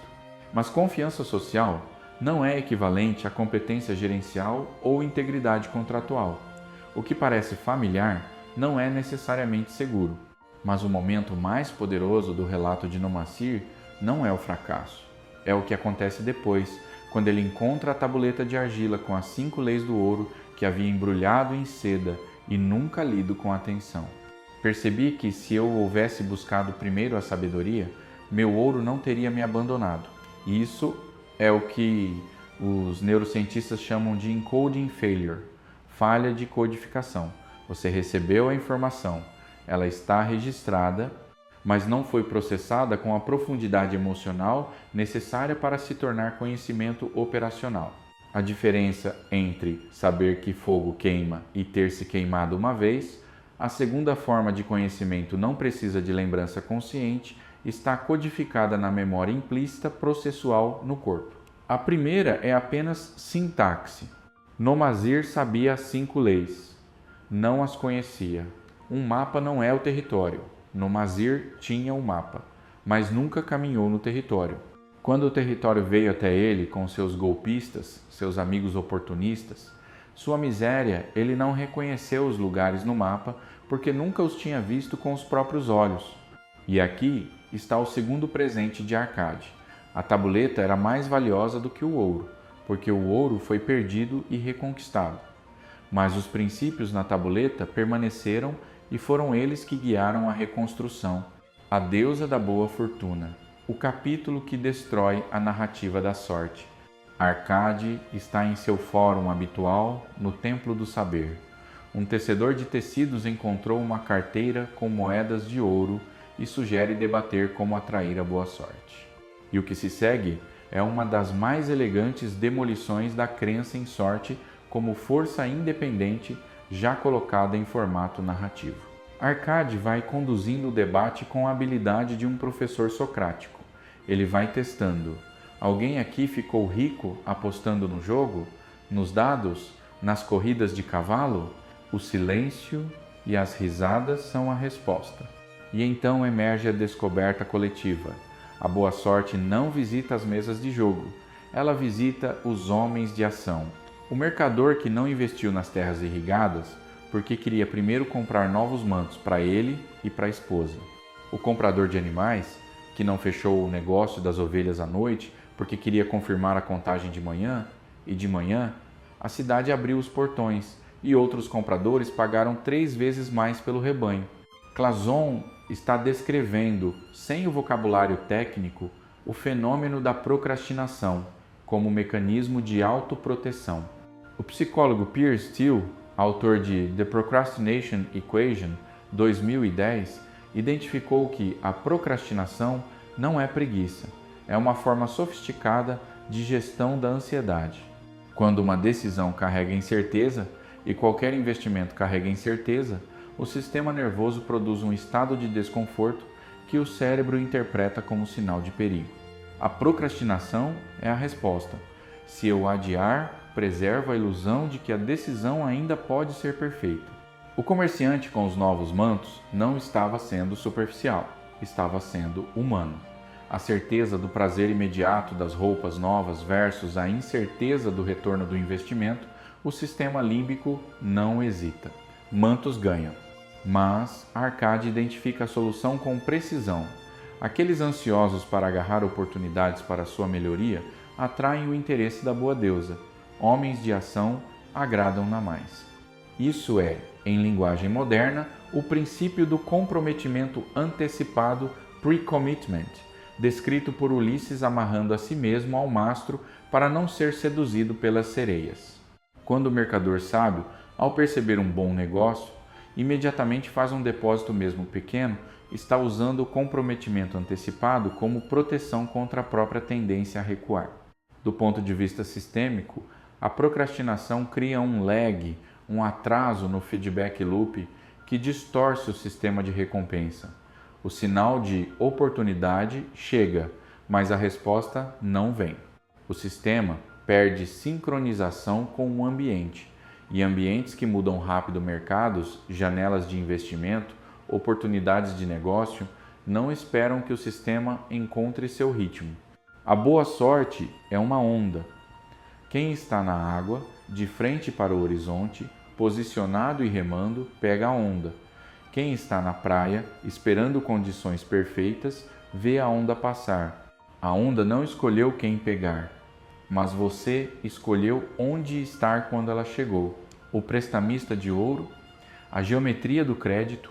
Rodan, o fabricante de lanças, recebeu um presente do rei, 50 moedas de ouro. E agora sua irmã quer que ele empreste tudo ao marido dela, um homem bem intencionado, mas sem experiência em comércio. Ele vai a Maton, o prestamista, pedir conselho, e Maton, em vez de dar uma resposta, abre seu cofre de tokens, o registro físico de todos os seus empréstimos. E o que emerge é uma taxonomia brilhante da natureza humana em relação ao dinheiro alheio. Psicologia, comportamental e teoria dos jogos. Maton identifica 3 categorias de tomadores de crédito: os que têm propriedades como garantia, risco baixo, retorno certo; os que têm capacidade de ganho, risco moderado, retorno provável; e os que não têm nem propriedades nem renda estável. Sempre haverá alguns que não conseguem se ajustar à vida. Isso é, em essência, o sistema moderno de credit scoring, avaliação de risco de crédito, descrito 6.000 anos antes de existir como produto financeiro. Mas o que torna o capítulo extraordinário não é a taxonomia, são as histórias do cofre. Cada token representa um caso humano. O bronze de um amigo morto pela esposa numa briga passional. O anel de um agricultor que pagou pontualmente e vai receber de volta. O escaravelho de turquesa de um jovem que acredita que o azar é uma justificativa para não pagar. Maton diz algo devastador sobre esse jovem. Juventude, nunca tendo tido experiência, não pode perceber que dívida sem esperança é como um fosso profundo, no qual se pode descer rapidamente e onde se pode lutar em vão por muitos dias. Existe uma razão pela qual jovens acumulam dívida de forma desproporcional. O córtex pré-frontal, região do cérebro, responsável pela antecipação de consequências a longo prazo, só completa seu desenvolvimento por volta dos 25 anos. Até então, o sistema de avaliação de risco está genuinamente subdesenvolvido do ponto de vista neurológico. Não é falta de caráter, é biologia do desenvolvimento. O que Maton chama de juventude sem experiência é precisamente o período em que o cérebro tem menos ferramentas para resistir à sedução do crédito fácil. E o crédito fácil, como qualquer substância que ativa o sistema de recompensa sem custo imediato perceptível, tem o mesmo perfil de adição que qualquer outra droga dopaminérgica. A conclusão prática de Maton para Rodin é uma das mais honestas sobre o dinheiro e as relações afetivas. Não seja levado por sentimentos tolos de obrigação a confiar seu tesouro a qualquer pessoa. Isso vai contra o instinto social mais profundo que temos. O grupo social tem sido, ao longo de toda a história evolutiva, a unidade de sobrevivência. Dizer não a um familiar em dificuldade ativa os mesmos circuitos neurais que a ameaça física. O medo de exclusão social é, para o cérebro primitivo, literalmente uma ameaça à vida. É por isso que emprestar dinheiro para parentes e amigos, mesmo quando claramente imprudente, é tão difícil de recusar. E é por isso que Maton oferece a Rodin uma saída inteligente. Em vez de dizer não diretamente, propõe que o cunhado apresente um plano ao próprio Maton. Se o plano for sólido, Maton concorda com o empréstimo. Se não for, a responsabilidade da recusa pertence ao especialista, não a Rodin. Isso é o que, em teoria dos jogos, se chama de mecanismo de comprometimento delegado. Transferir a autoridade de uma decisão difícil para uma terceira parte especializada para preservar a relação afetiva sem comprometer o capital. O dinheiro não é apenas aritmética, ele é química social. Cada transação financeira com alguém próximo é também uma transação de identidade, de poder e de afeto. O cofre de Maton não é um arquivo de contratos, é um arquivo de relações humanas sob pressão. E o que ele revela é que a sabedoria financeira começa pela capacidade de separar o amor das pessoas da avaliação das suas propostas. As Muralhas da Babilônia e o Comerciante de Camelos. Os Princípios sob Fogo, 2 capítulos, 2 histórias, um único tema. As Muralhas da Babilônia. O exército babilônico está fora da cidade numa expedição. Um exército assírio inesperado ataca. Os poucos defensores que restam precisam segurar as muralhas por mais de 3 semanas. O velho guerreiro Banzar responde a cada cidadão aterrorizado com a mesma frase: as muralhas da Babilônia irão protegê-los. Clason encerra com a mensagem direta: hoje, atrás das muralhas impenetráveis do seguro, das contas de poupança e dos investimentos confiáveis, podemos nos proteger contra as tragédias inesperadas. O Comerciante de Camelos, Dabazir. Um homem que acumulou dívidas irresponsáveis, fugiu da Babilônia, tornou-se ladrão, foi capturado e vendido como escravo na Síria. E na escravidão, diante de uma mulher sábia chamada Cira, encontra a pergunta que muda tudo: tens a alma de um escravo ou a alma de um homem livre? E Dabazir, no deserto, à beira da morte de sede, com os camelos exaustos, ouve a mesma pergunta de dentro de si mesmo e responde: levanto e volto, pago cada dívida, reconstruo cada relação. O capítulo de Dabazir é uma das mais precisas descrições literárias de um fenômeno psicológico que os pesquisadores chamam de crystallization of discontent, cristalização do descontentamento, descrito pelo psicólogo William Miller no contexto da terapia motivacional. É o momento em que uma sequência de acontecimentos negativos atinge uma massa crítica de clareza. Não é uma revelação gradual, é uma ruptura. O mundo subitamente parece diferente. As prioridades se reorganizam. O eu futuro, que antes era abstrato, se torna urgente e real. Dabazir descreve com extraordinária precisão: então uma coisa estranha aconteceu. O mundo inteiro pareceu ser de uma cor diferente, como se eu tivesse olhado através de uma pedra colorida que foi subitamente removida. Isso, em linguagem neurocientífica, é uma mudança de enquadramento reframing que reorganiza a narrativa identitária. Dabazir para de ser vítima das circunstâncias e se torna agente da própria recuperação. Essa mudança não é cosmética, ela reorganiza quais informações do ambiente são processadas como relevantes, quais emoções são priorizadas, quais comportamentos são possíveis. A história de Dabazir e as tabuletas de argila, o capítulo seguinte, são a demonstração empírica mais poderosa do livro. Não é teoria, é um diário de execução. O plano de Dabazir para sair das dívidas é exatamente o sistema de Arcade aplicado em condições adversas. 10% para si mesmo, 70% para viver, 20% para os credores, distribuídos proporcionalmente mês a mês, independentemente do valor, mesmo quando o ganho do mês é baixo, mesmo quando um credor é agressivo, mesmo quando seria mais fácil desistir. E o que as tabuletas mostram mês a mês é algo que nenhum manual de finanças consegue capturar: a textura emocional da disciplina financeira, a satisfação de ver a dívida diminuindo, o constrangimento de encarar credores que você prejudicou, a reconstrução gradual da confiança deles, a lentidão que parece insuportável nos primeiros meses e que depois, quando o sistema ganha inércia, se torna imparável. Dabazir não saiu das dívidas porque encontrou uma oportunidade extraordinária. Saiu porque aplicou um sistema ordinário com disciplina extraordinária. A diferença entre o escravo e o homem livre não era o contexto, era a resposta ao contexto. E aqui está a mensagem que Clayson gravou nas tabuletas de argila e que um professor de arqueologia de Nottingham, séculos depois, aplicou à própria vida com sucesso idêntico. Onde há determinação, o caminho pode ser encontrado. A dialética crítica, as vozes que discordam de Clason. Aqui começa a parte que diferencia este conteúdo de 99% dos comentários sobre este livro. Porque Clason tem razão em muita coisa. mas não em tudo. E um leitor intelectualmente honesto precisa saber onde o mapa tem buracos antes de confiar nele completamente.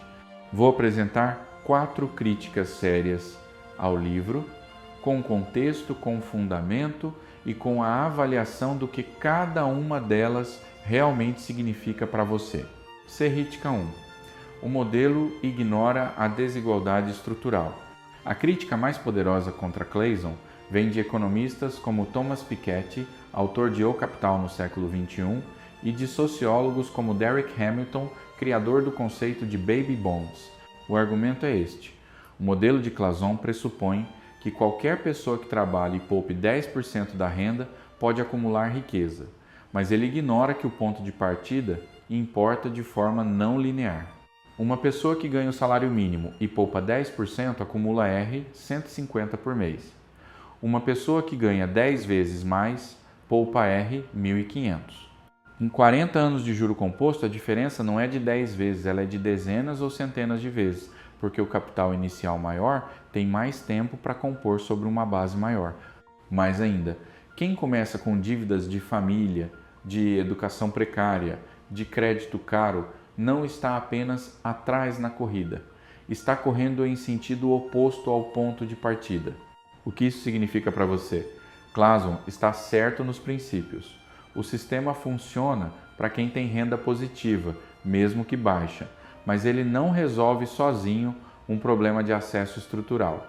O sistema de Arcade é necessário, mas pode não ser suficiente dependendo do ponto de partida. Conhecer essa limitação não invalida o sistema, apenas calibra suas expectativas. Crítica 2. O livro tem um viés do sobrevivente.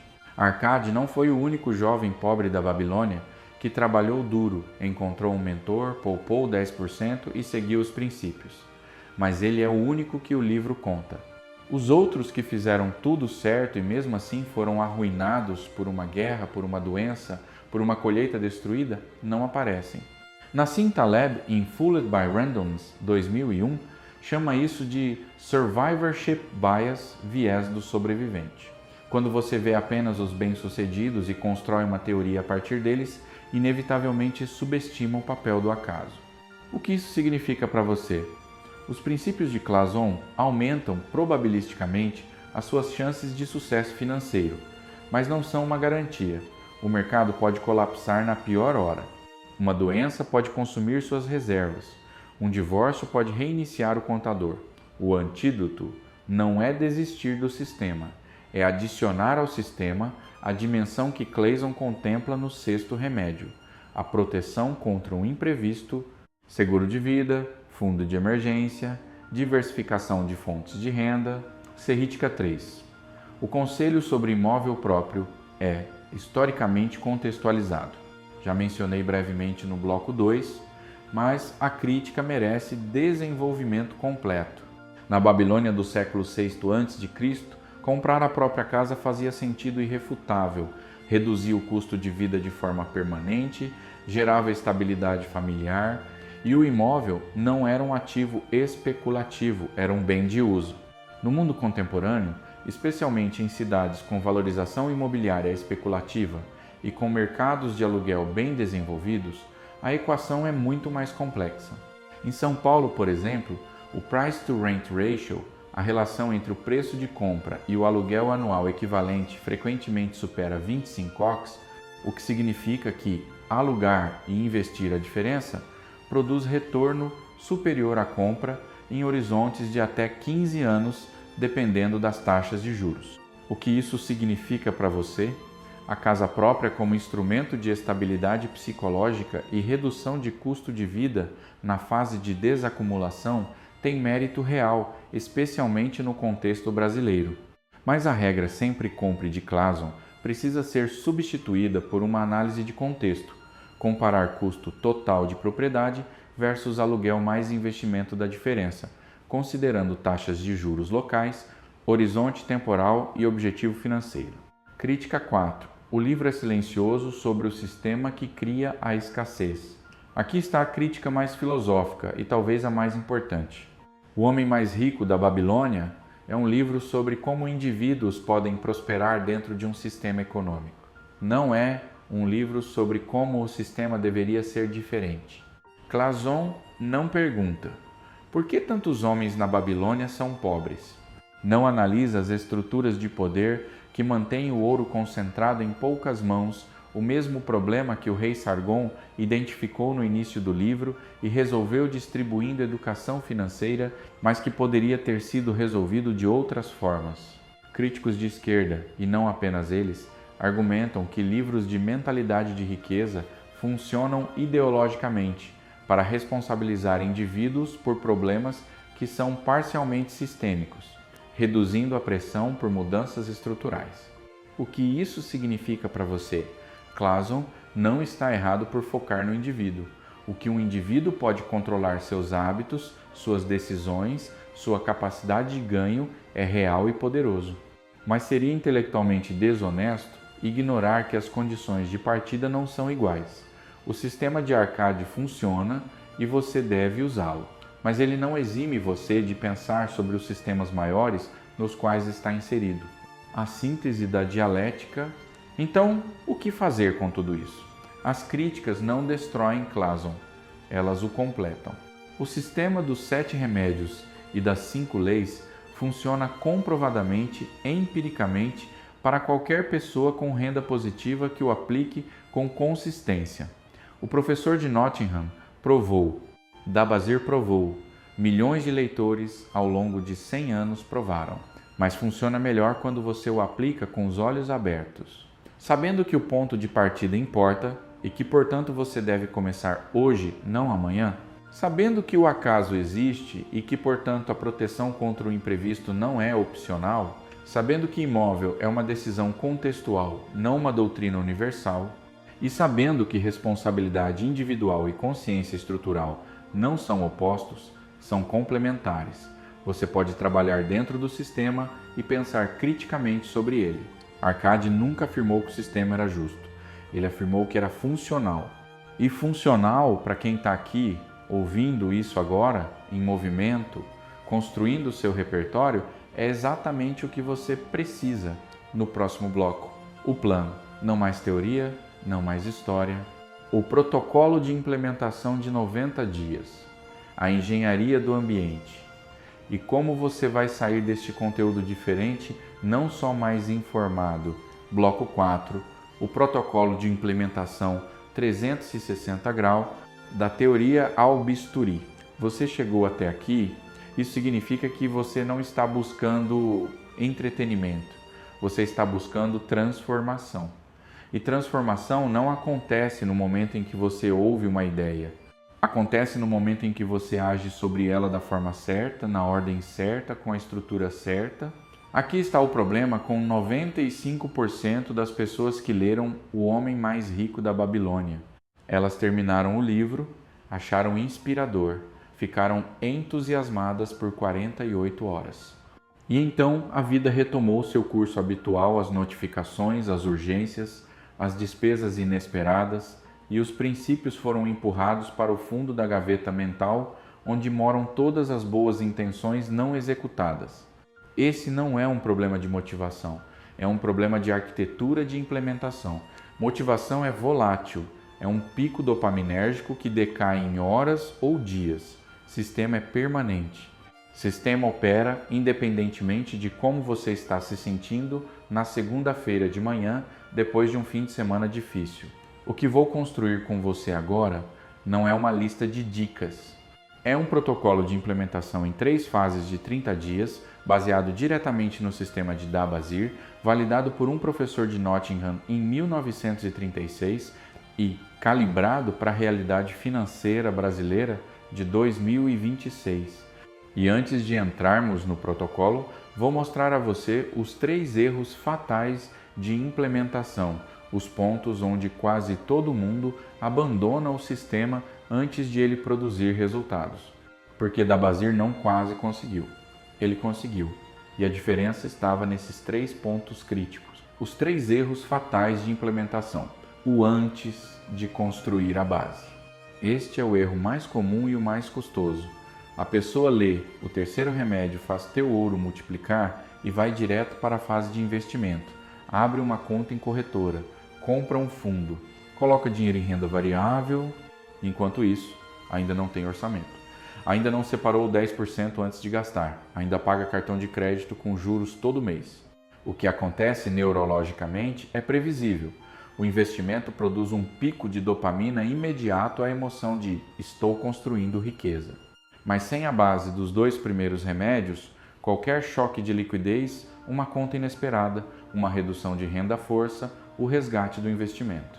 E resgatar antes do prazo ideal consolida perdas, destrói o hábito e reforça a narrativa de que investimento não é para mim.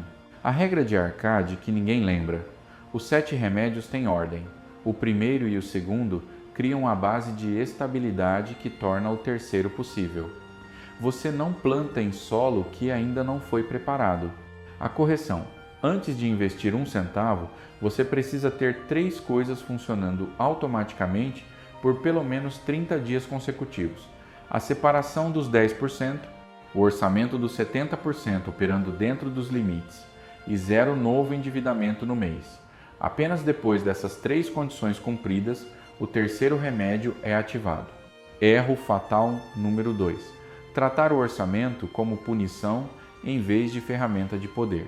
Lembra do estudante babilônico com um manto vermelho e dourado que se rebelou contra o orçamento no segundo remédio? Ele está em você, em todos nós.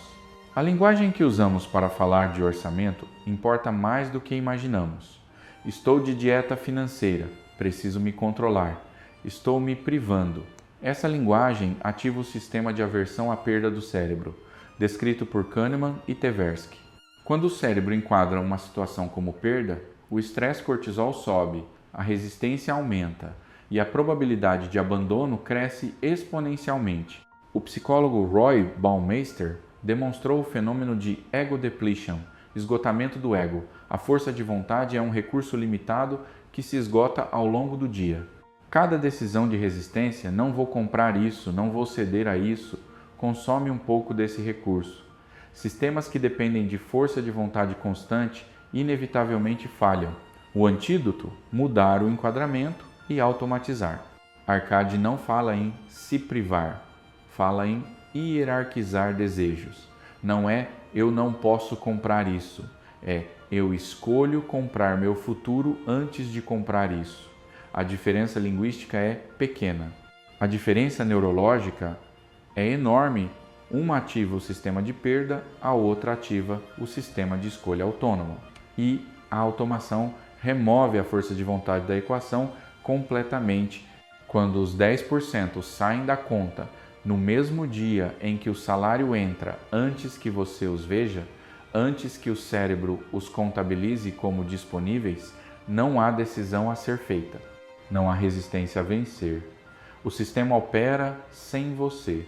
A correção: reconfigure a linguagem internamente e configure débito automático para o dia do recebimento, não no fim do mês, não quando sobrar, no mesmo dia. Erro fatal número 3. Desistir quando os resultados são invisíveis. Este é o mais silencioso e o mais letal. O sistema de Arcade produz resultados que são imperceptíveis no curto prazo e transformadores no longo prazo. Essa é precisamente a estrutura que o cérebro humano tem mais dificuldade em processar. Dabazir, no segundo mês de execução do plano, ganhou apenas 11 moedas de prata, menos do que no mês anterior. E mesmo assim separou 10%, viveu com os 70%, pagou os credores com os 20%. Escreveu na tabuleta: minha esposa e eu comemos pouco mais do que ervas. Esse é um momento crítico. É nesse mês, quando o esforço é máximo e o resultado visível é mínimo, que a maioria abandona. Existe um fenômeno chamado Valley of Despair, na curva de aprendizado, o Vale do Desespero. Em qualquer processo de mudança de hábito, há um período inicial onde o esforço é alto e os resultados são baixos. O sistema antigo foi desativado, mas o novo ainda não está consolidado. Neurologicamente, as novas rotas neurais estão sendo construídas, mas ainda não têm a velocidade e eficiência das antigas. Nesse ponto, o cérebro produz um sinal muito claro: isso não está funcionando, desiste. A ironia é que esse sinal chega justamente quando você está mais próximo do ponto de virada. Os neurônios que formam o novo hábito precisam de repetição suficiente para se mielinizar, para ganhar a bainha de mielina que os torna rápidos e automáticos. A neuroplasticidade tem um prazo de entrega que não negocia com a sua impaciência. A correção. Você precisa de métricas de processo, não apenas de resultado. Em vez de medir só quanto acumulei, meça quantos meses consecutivos executei o sistema sem quebrar. O streak, a sequência ininterrupta, é o indicador real de progresso nas primeiras semanas, porque a sequência é o que constrói o hábito, e o hábito é o que constrói a riqueza. O plano de 90 dias, fase 1, diagnóstico e estruturação. 90 dias. 3 fases de 30 dias. Cada fase com um objetivo primário, uma ação central e uma métrica de sucesso. Esse não é um plano teórico. É o que Dabazir fez, adaptado ao calendário gregoriano, ao sistema financeiro brasileiro e à realidade de quem vive em 2026. Dias 1 a 30, a tabuleta de argila, pessoal. Objetivo primário: visibilidade total da situação financeira atual. Dabazir começou escrevendo nas tabuletas, não porque fosse romântico, porque você não pode corrigir o que não consegue ver. E a maioria das pessoas vive num estado de névoa financeira, deliberado um mecanismo de proteção psicológica contra a angústia de encarar os números reais. O psicólogo Richard Thaler chama isso de Ostrich Effect, o efeito avestruz. Investidores que enfrentam perdas abrem o extrato da corretora com menos frequência do que nos períodos de alta. O cérebro prefere a incerteza confortável à certeza dolorosa, mas a incerteza não resolve o problema, apenas adia o contato com ele, enquanto ele cresce. As 4 ações desta fase. Ação 1. O inventário honesto. Coloque no papel, sem julgamento, tudo que entra e tudo que sai em um mês típico. Não arredonde para cima as receitas, nem para baixo as despesas. Use os extratos bancários dos últimos 3 meses como fonte primária, a memória seletiva, e sistematicamente subestime os gastos pequenos e frequentes. Ação 2. O mapa das dívidas. Se você tem dívidas, liste cada uma, nome do credor, saldo devedor, taxa de juros, prazo. Isso é o que Dabazir fez na tabuleta 2. Não é para se punir, é para transformar um monstro nebuloso numa equação com variáveis conhecidas. Os monstros nebulosos paralisam, as equações têm solução. Ação 3. A configuração automática. No dia do recebimento do próximo salário, configure um débito automático para uma conta separada. Pode ser uma conta poupança, uma conta de investimento, qualquer conta que não seja corrente, onde você paga as despesas. O valor, 10% da renda líquida. Se você tem dívidas com juros altos, cartão de crédito, cheque especial, esse 10% vai inicialmente para um fundo de emergência mínimo R, 1.000 AR, 2.000 antes de ser redirecionado para investimento. Ação 4. O orçamento base. Com o que restou os 90% ou, se há dívidas, os 80%, construa o orçamento das despesas, não o orçamento ideal, o orçamento real das despesas que você realmente tem. Depois você identifica o que pode ser reduzido. Mas primeiro, enxergue o que existe. Métrica de sucesso do mês 1. Ter completado as 4 ações, ter executado o débito automático dos 10% pelo menos uma vez, ter um mapa de dívidas, se houver escrito e visível. Dias 31 a 60, o sistema em operação. Objetivo primário: consolidar o sistema de alocação e começar a redução de dívidas. Se o mês 1 foi diagnóstico, o mês 2 é cirurgia. Você já sabe o que existe. Agora você opera. Teoria dos sistemas e cibernética. O sistema de Dabazir, 10% para si, 70% para viver, 20% para dívidas, é um feedback loop negativo perfeito. O 20% para dívidas reduz o passivo total mês a mês. À medida que o passivo reduz, a pressão psicológica diminui. À medida que a pressão psicológica diminui, a capacidade cognitiva para tomar boas decisões financeiras aumenta. O sistema gera as condições para a sua própria aceleração. E existe um detalhe no diário de Dabassir que quase ninguém percebe. Ele distribuiu os 20% proporcionalmente entre todos os credores, não priorizou o maior nem o mais irritado. Isso não é apenas justiça, é estratégia. Quando você distribui equitativamente, nenhum credor tem interesse em te processar. Todos estão recebendo e todos passam a ser aliados do seu processo de recuperação, em vez de adversários. É exatamente o que aconteceu com Al-Kahad. Começou agressivo, foi ficando resignado e no final elogiou Dabassir como o mais honrado dos devedores. As 3 ações desta fase: ação 1. Comunicação com credores. Se aplicável, se você tem dívidas, faça o que Dabassir fez. Vá até cada credor ou entre em contato por escrito e explique o plano. Que porcentagem você pode pagar? Que prazo estimado? A maioria dos credores prefere um plano realista a uma promessa impossível, e a maioria das pessoas nunca faz isso porque o constrangimento parece insuportável. Mas o constrangimento dura um dia. A dívida sem enfrentamento dura anos. Ação 2. O bisturi no orçamento. Com o mapa de despesas do mês 1 em mãos, identifique as 3 categorias com maior potencial de redução sem comprometimento da qualidade de vida essencial. A regra de Arcade: 100% de valor apreciado exigido para cada moeda gasta. Cada despesa recorrente deveria passar por essa pergunta. Ela entrega 100% do valor que cobra? Streaming que você não assiste, academia que você não frequenta, planos de telefone superdimensionados, assinaturas esquecidas, esses são os desejos casuais que Arcade mandava cruzar da lista. Ação 3. O rastreamento semanal. Uma vez por semana, 15 minutos. Não mais olhe para os extratos da semana e verifique se você está operando dentro dos 70%. Não para se punir se desviar. Para calibrar. O orçamento de Arcade é um instrumento de navegação, não uma gaiola. Ele mostra onde você está, não o que você é. Métrica de sucesso do mês 2.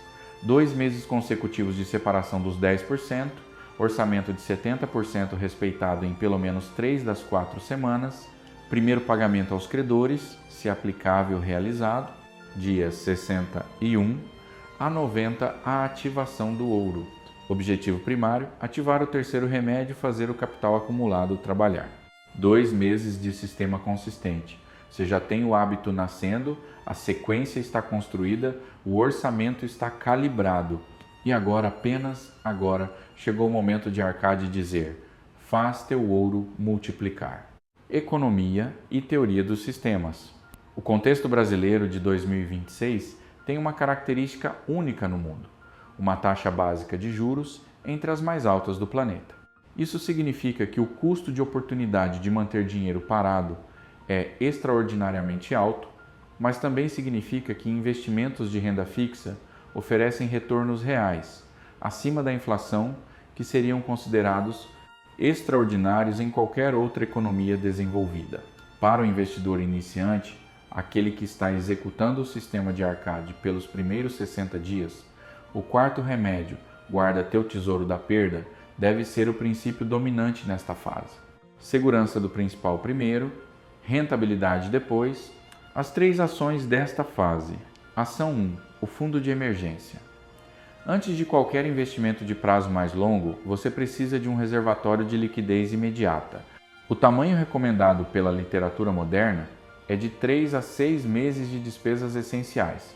Esse dinheiro fica em instrumentos de liquidez diária, Tesouro Selic, CDB com liquidez diária, fundos DI de taxa zero. Não é para render muito, é para que você nunca precise vender um investimento no momento errado por falta de caixa. Maton dizia: prefiro rentabilidade conservadora, com segurança do principal, a retorno alto com risco de perda. Essa é exatamente a lógica do fundo de emergência. Ação 2. O primeiro investimento real. Com o fundo de emergência estabelecido, mesmo que parcialmente o capital que continua entrando pelo sistema dos 10%, começa a construir a carteira de longo prazo. Para quem está começando, o Tesouro Direto, especificamente o Tesouro IPCA+, é o instrumento que mais se aproxima do conceito de Arcade: proteção contra a inflação, o ladrão invisível que corrói o ouro, retorno real positivo e segurança do emissor soberano. A quinta lei do ouro de Arcade é direta. O ouro foge do homem que o forçaria a ganhos impossíveis ou que segue o conselho sedutor de trapaceiros e esquemas. Qualquer promessa de retorno mensal de 5%, 10%, 30% em criptoativos obscuros, pirâmides disfarçadas ou traders profissionais do Instagram. Isso é, em linguagem babilônica, os comerciantes fenícios que venderam vidro colorido ao fabricante de tijolos de Arcade. Ação 3. O conselho sábio. Arcade é explícito, consulta os sábios. Busca o conselho daqueles experientes no manejo lucrativo do ouro. No contexto atual, isso significa: antes de investir em qualquer produto financeiro, entenda o que você está comprando: emissor, prazo, liquidez, risco de crédito, tributação. Se você não consegue explicar o investimento em uma frase simples para uma criança de 10 anos, você provavelmente não deveria colocar dinheiro nele. Métrica de sucesso do mês 3. 3 meses consecutivos de separação dos 10%. Fundo de emergência iniciado. Pelo menos um investimento de longo prazo ativo, qualquer valor. O valor é irrelevante nesta fase. O que importa é que o sistema está operando nas 3 dimensões: poupança, orçamento e investimento. Engenharia de ambiente. O que Dabazir sabia que os livros modernos ignoram: o caminho percorrido e para frente para o horizonte. O sistema de Dabazir tinha uma dimensão que raramente é discutida. Ele não operava sozinho. Tinha Maton, o prestamista sábio que criou o plano e o responsabilizou. Tinha a esposa que voltou para ele quando ele demonstrou intenção real de mudança e que operava o orçamento dos 70% com ele mês a mês. Tinha os credores que, com sua resposta, positiva ou agressiva, forneciam feedback externo sobre o progresso do sistema. A pesquisa de Gail Matthews, da Dominican University, um dos estudos mais citados sobre realização de metas, demonstrou que pessoas que escrevem seus objetivos e compartilham o progresso com um parceiro de responsabilidade têm probabilidade 65% maior de alcançá-los do que aquelas que apenas pensam sobre eles. Isso não é motivação inspiracional, é neurobiologia social. O cérebro humano é um órgão social, evoluiu em contexto de grupo, e o julgamento percebido do grupo é um dos mais poderosos motivadores comportamentais que existem. Quando você torna seu sistema visível para alguém, o custo psicológico de abandoná-lo aumenta drasticamente. A tabuleta de argila de Dabazir não era apenas um registro pessoal, era um compromisso público com os credores, com a esposa e consigo mesmo. Cada vez que ele gravava o progresso no barro, ele renovava o contrato com sua identidade de homem livre. As 3 alavancas de ambiente que você deve construir. Alavanca 1. O parceiro de responsabilidade. Encontre uma pessoa, cônjuge, amigo próximo, colega de confiança com quem compartilhar seu progresso mensal. Não precisa ser um especialista financeiro, precisa ser alguém que vai perguntar, no dia 1º de cada mês: e aí, separou os 10%? A pergunta simples feita por alguém real vale mais do que qualquer aplicativo de finanças do mundo. Alavanca 2. A tabuleta visível. Crie o equivalente moderno da tabuleta de Dabazir. Pode ser uma planilha simples, um bloco de notas físico, um aplicativo de orçamento. O que importa é que o registro seja feito toda semana e seja visível, não enterrado em uma pasta de arquivos que você raramente abre. A visibilidade cria pressão saudável. O que está no campo de visão está no campo de ação.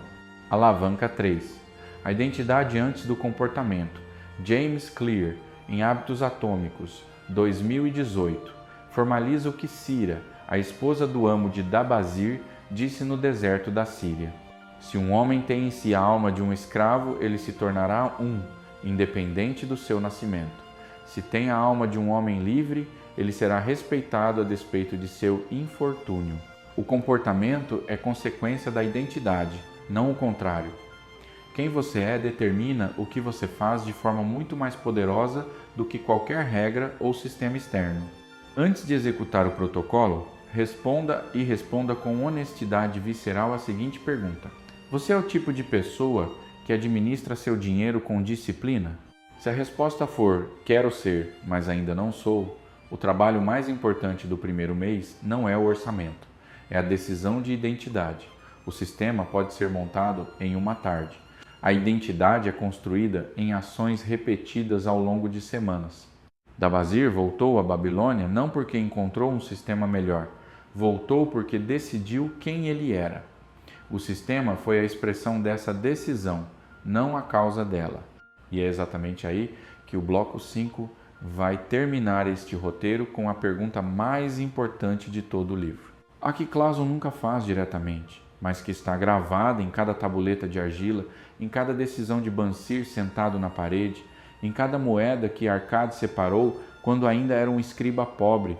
No último bloco, a síntese, o legado e o mic drop que vai ficar com você muito depois deste conteúdo ter terminado. O capítulo que quase ninguém comenta. Existe um último capítulo em O Homem Mais Rico da Babilônia que quase nunca aparece nas resenhas, nos vídeos, nas análises, não porque seja menor, porque é o mais perturbador. Se chama O Homem Mais Sortudo da Babilônia. E começa com uma cena que, se você prestar atenção de verdade, vai cortar mais fundo do que qualquer princípio financeiro que Clason apresentou nos capítulos anteriores. Shahru-Nada, o príncipe mercador da Babilônia, um dos homens mais ricos da cidade, cavalga com Radan-Gula, o neto de seu melhor amigo e antigo parceiro de negócios. O jovem veste joias nos ouvidos e anéis nos dedos, usa mantos caros e olha para Shahru-Nada com a arrogância tranquila de quem nunca precisou ganhar nada porque herdou tudo. Em determinado momento, Radan-Gula diz a frase que congela o ar entre os dois. O trabalho foi feito para os escravos. Shahru-Nada não responde imediatamente. Ele cavalga em silêncio. E então, lentamente começa a contar a história que vai mudar a vida do jovem para sempre. A história de como ele próprio foi escravo. De como chegou acorrentado às muralhas da Babilônia, cercado de homens quebrados, com destino às obras forçadas. De como um velho lavrador chamado Meguido, também escravo, também acorrentado, lhe disse algo que ficou gravado com mais permanência do que qualquer tabuleta de argila. Trata o trabalho como amigo, não como inimigo. Não importa quão pesadas sejam as vigas, quem pensa na casa que está construindo não se importa com o peso. E Shahru-Nada porque acreditou nessa frase, e agiu sobre ela foi o único entre os cativos que se vendeu a um mestre antes de ser mandado às muralhas.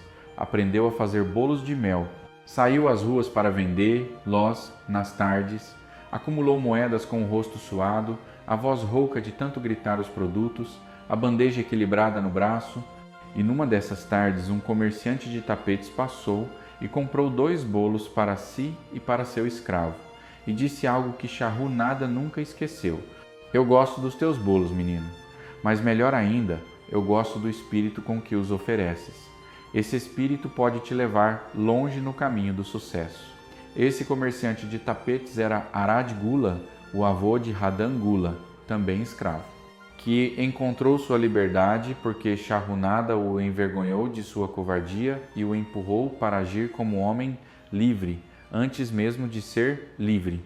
E décadas depois, quando Shahru-Nada foi arrastado para as obras do canal, em pleno deserto, com febre, com o espírito quebrando, foi Arad-Gula que o comprou de volta, que percorreu a cidade inteira atrás dele, que pagou o preço abusivo sem negociar, que ao reencontrá-lo, levantou a tabuleta de argila com o título de escravidão acima da cabeça e a jogou ao chão, pisando nos fragmentos com alegria.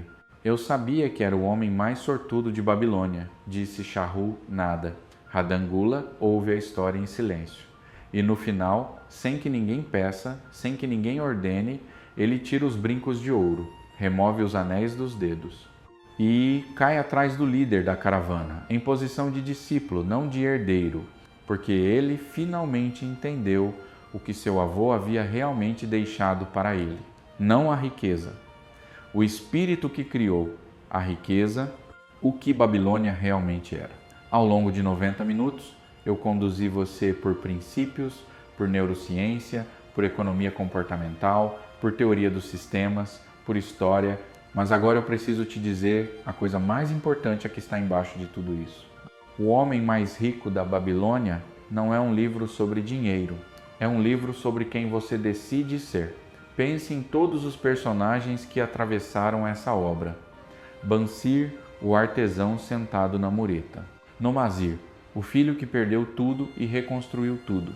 Dabazir, o ex-escravo que voltou ao deserto e escolheu levantar. Shahunada, o vendedor de bolos de mel que se tornou o príncipe mercador. O professor de Nottingham, que descobriu, em 1934, que os problemas de um homem babilônico de 6.000 anos atrás eram exatamente iguais aos seus. O que eles têm em comum não é a estratégia financeira, é a decisão de identidade. Em algum momento de cada uma dessas histórias, há um instante de clareza. Um momento em que o personagem para no deserto, na cova da escravidão, na frente de um credor agressivo, na mesa com o prestamista e responde a uma pergunta que nenhum livro de finanças faz de forma direta. Quem sou eu? O neurocientista Antônio Damasio, em O Erro de Descartes, 1994, demonstrou que decisões racionais dependem fundamentalmente de uma base emocional estável. O córtex pré-frontal, sede do planejamento, da disciplina, da tomada de decisão de longo prazo, não opera no vácuo. Ele opera sobre uma fundação de identidade emocional. Em outras palavras, você não constrói disciplina financeira sem antes construir a narrativa de quem é o tipo de pessoa que tem disciplina financeira. Dabazir não saiu das dívidas porque encontrou um plano melhor. Saiu porque no deserto da Síria, à beira da morte, respondeu à pergunta de Cira com tudo o que tinha dentro de si: tenho a alma de um homem livre. Essa declaração veio antes do plano. O plano foi a consequência da declaração. Em teoria dos sistemas, existe o conceito de leverage point, ponto de alavancagem. A teórica Donella Meadows identificou que o ponto de alavancagem mais poderoso em qualquer sistema não é uma regra, nem uma estrutura, nem um parâmetro. É o paradigma, a visão de mundo que dá sentido ao sistema inteiro. Os 7 remédios de Arcade, as 5 leis do ouro, o plano de Dabazir, todos são instrumentos poderosos. Mas o paradigma que o sustenta é anterior. A crença de que você é o tipo de pessoa que merece e é capaz de prosperar. Sem esse paradigma, o sistema correto produz resultados medíocres. Com ele, mesmo um sistema imperfeito produz progresso real. É por isso que Clason não começa o livro com uma regra. Começa com Bansir sentado na mureta, alguém que trabalhou a vida inteira, que tem competência, que tem vontade e que simplesmente nunca perguntou a si mesmo se merecia mais. A Babilônia era uma cidade construída no deserto, sem recursos naturais, sem vantagem geográfica, sem chuva suficiente para cultivar nada. E se tornou o centro financeiro do mundo antigo porque seus habitantes decidiram que poderiam construir o que a natureza não havia dado. Você também está num deserto. Todos estamos. O deserto tem nomes diferentes: inflação, custo de vida, estagnação salarial, herança familiar de escassez, sistema tributário complexo, mercado de crédito caro. O deserto é real. Não estou romantizando as dificuldades, mas a Babilônia também era real, e ela foi construída por engenharia humana, moeda por moeda, tijolo por tijolo, canal por canal. A pergunta que o livro não faz. Ao longo desses minutos, eu apresentei a você os princípios de Arcade, as histórias de Dabazir, de Nomazir, de Shahunada, a neurociência por trás de cada hábito, a teoria dos sistemas que explica cada mecanismo, as críticas honestas que calibram as expectativas, o protocolo de implementação que transforma teoria em ação. Mas tem uma pergunta que eu guardei para o final. Uma pergunta que Clason nunca formula de forma explícita, mas que está gravada em cada página do livro, em cada decisão de cada personagem, em cada tabuleta de argila que sobreviveu 6.000 anos de poeira e vento. Não é quanto você quer ganhar, não é qual é o seu objetivo financeiro para 5 anos. Não é nem você vai começar hoje. A pergunta é esta: quem é a pessoa que estará sentada daqui a 10 anos, olhando para trás, para este momento, E o que essa pessoa diria que foi diferente a partir daqui? Charrunada, velho e respeitado, olhava para os 3 lavradores no campo e dizia: há 40 anos eu os invejei. Que diferença agora? A diferença não foi sorte, não foi herança, não foi conexão privilegiada. Foi uma sequência de decisões, começando pela decisão mais fundamental de todas, feita numa praça de escravos da Babilônia, com o coração acelerado, o futuro incerto e um mestre desconhecido esperando. Eu vou trabalhar, eu vou aprender, eu vou construir. Você está nessa praça agora, não metaforicamente, literalmente. Você está num momento de escolha neste exato instante. Enquanto se move, enquanto este conteúdo ainda ressoa no seu córtex pré-frontal com o cortisol baixo e a janela fisiológica aberta. E a escolha não é vou separar 10% do salário. Essa é consequência. A escolha é: sou o tipo de pessoa que constrói riqueza de forma deliberada?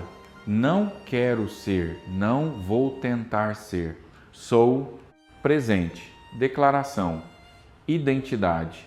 Se a resposta for sim, o resto é engenharia. E a engenharia você tem. Você ouviu 90 minutos de conteúdo construído para o seu tempo de elite. Agora, nos próximos 2 minutos, antes que a vida retome seu curso, eu preciso que você faça 3 coisas. 3, não 10, não uma lista interminável. 3 ações concretas, ordenadas por urgência, que vão determinar se este conteúdo fica na gaveta das boas intenções ou vira o primeiro tijolo de uma Babilônia que é sua. Ação 1A, tabuleta, hoje, não amanhã, não no fim de semana. Abra uma planilha, um bloco de notas, um papel qualquer e escreva os números reais. Quanto entra, quanto sai, quanto você deve, quanto você tem.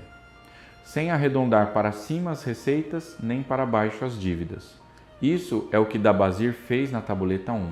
Não é confortável, mas é o único começo possível. Você não pode corrigir o que não consegue ver. Ação 2. O débito automático. No próximo dia de pagamento mais próximo, configure um débito automático de 10% da sua renda líquida para uma conta separada. Pode ser uma poupança, um CDB, o Tesouro Direto. Qualquer conta que não seja corrente onde você paga as despesas, 10%. Automático, no mesmo dia em que o dinheiro entra, antes de qualquer outra coisa. Se você é autônomo, empresário, profissional liberal, configure para o dia em que habitualmente tem um maior volume de recebíveis. O princípio não muda. Pague a si mesmo primeiro. Ação 3. O compromisso público. Diga para alguém que você decidiu. Não precisa ser um discurso, uma mensagem para o cônjuge, um áudio para um amigo de confiança, uma anotação compartilhada. Algo que tire a decisão da sua cabeça e a coloque no mundo real, onde ela passa a ter custo de abandono. Dabazir foi até cada credor e disse o plano em voz alta. O professor de Nottingham mostrou a lista de dívidas para todos que devia. Isso não foi fraqueza. Foi a primeira forma de responsabilidade que eles tinham e foi suficiente para mudar tudo. Encerramento, o que a argila guarda. Aqui está o que me fascina de forma visceral neste livro. Em 1934, um arqueólogo em Hilá, no Iraque, no meio das ruínas do que um dia foi, a Babilônia escavou 5 tabuletas de argila. As mandou para um professor de arqueologia em Nottingham. O professor as traduziu, descobriu que era um diário financeiro de um ex-escravo chamado Dabazir e escreveu para a esposa. Vamos tentar o plano dele. 2 anos depois, o professor escreveu de volta ao arqueólogo. As dívidas estavam pagas, o investimento estava crescendo, eles viviam melhor do que antes com a mesma renda de sempre. 6.000 anos separavam Dabazir do professor de Nottingham. Eles nunca se encontraram, nunca falaram, não partilhavam cultura, língua, sistema econômico, contexto histórico. E o sistema funcionou igualmente para os dois, porque os princípios de Arcade não são babilônicos, não são do século XX, não são brasileiros, nem americanos, nem europeus. São humanos. São a gramática da relação entre o ser humano e o dinheiro, uma relação que existe desde que o primeiro comerciante trocou vidro colorido por ouro alheio e que vai existir enquanto houver alguém com uma bolsa magra e o desejo genuíno de engordá-la. Classon escreveu no prefácio: como a lei da gravidade são universais e imutáveis. Ele tinha razão. O que muda, o que sempre mudou, o que sempre mudará é você. Aqui é o Marcelo Sampaio. Foi uma honra compartilhar esse tempo de elite com você. Agora vá construir